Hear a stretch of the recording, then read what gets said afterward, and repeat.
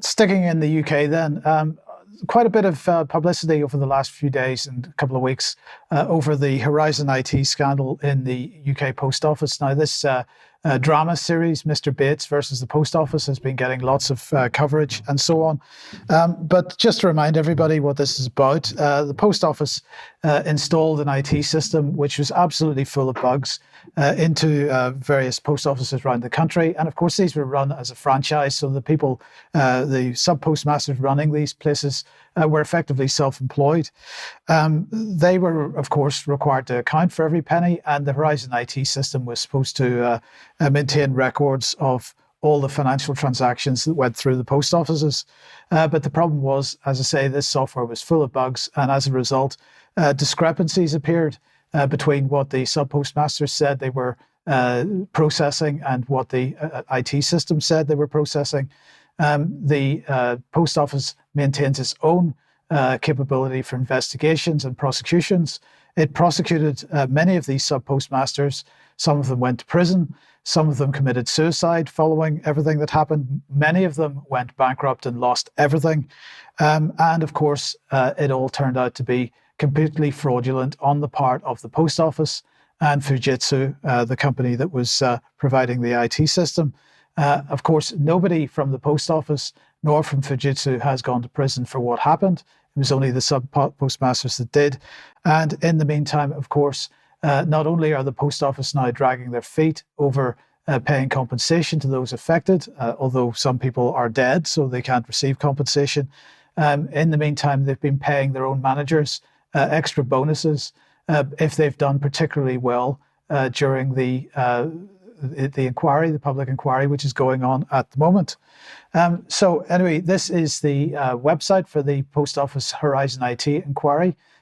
Do have a look at it if you want to know. And I just want to highlight one person here, and that is Andy Dunks. Now, he was a crypto key manager for Fujitsu working on the Horizon IT program, and he was basically the man who sent out the notices to sub-postmasters saying that, effectively the software could do no wrong, and if there were mistakes, they must be mistakes at the sub-postmaster end. But when he was giving evidence in 2019, he said this, if we put it back on screen for a second, there was no Fujitsu party line. In other words, there was no sort of line from Fujitsu about the appropriateness of Horizon to be providing correct information.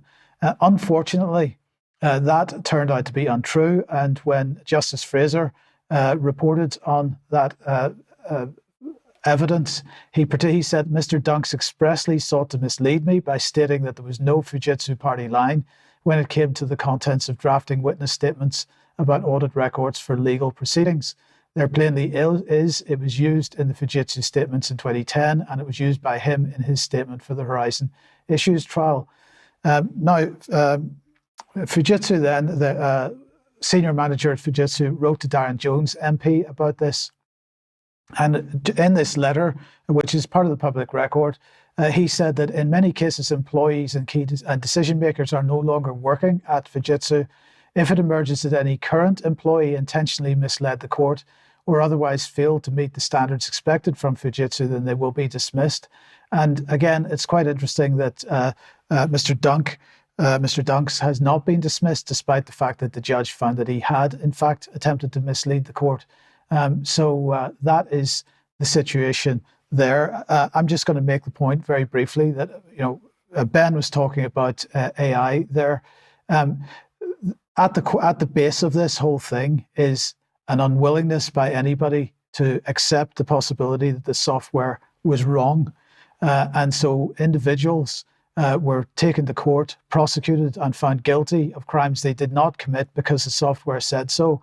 We are already seeing ourselves building a world around us where humans are taken out of the equation completely and are being replaced with what's being marketed as AI. There's nothing artificially intelligent about it. It's just badly written, in many cases, computer algorithms.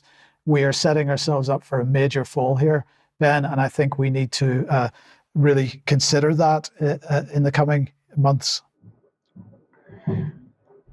I absolutely agree. Yes, I think the technology, digitization, has gone far too far, and it's not just open to abuse; it's open to the kind of fundamental problems that you just described there. And actually,